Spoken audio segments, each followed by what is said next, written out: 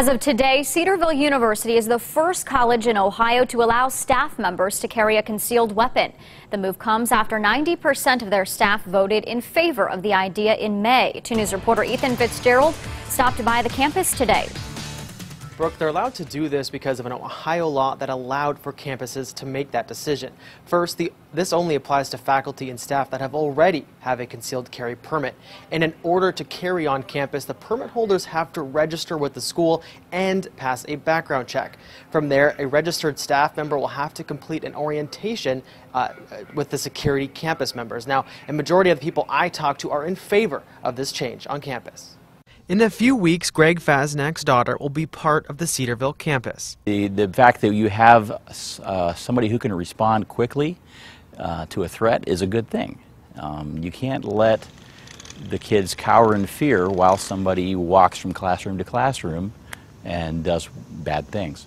As a parent and a concealed carry holder, he believes there are always people out there with bad intentions. Janice Suplee is the vice president of marketing and communication at Cedarville University.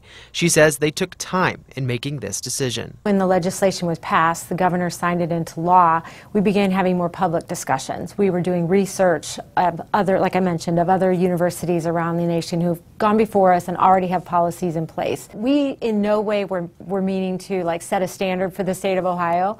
The university has been working with Greene County Sheriff Gene Fisher on implementing their policy. But we also know that when somebody attacks with a weapon, that if they're confronted, it will bring an end to it usually. You know, statistics show that if somebody's shooting and they're confronted with a person with a gun, that shooting will conceivably end. Those who work on campus don't have a problem with the policy only applying to staff and not students.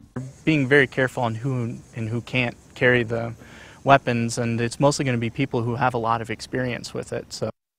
Now, Cedarville is a private Christian university, but people I talked with hope that if concealed carry works at Cedarville, that other Ohio universities will follow.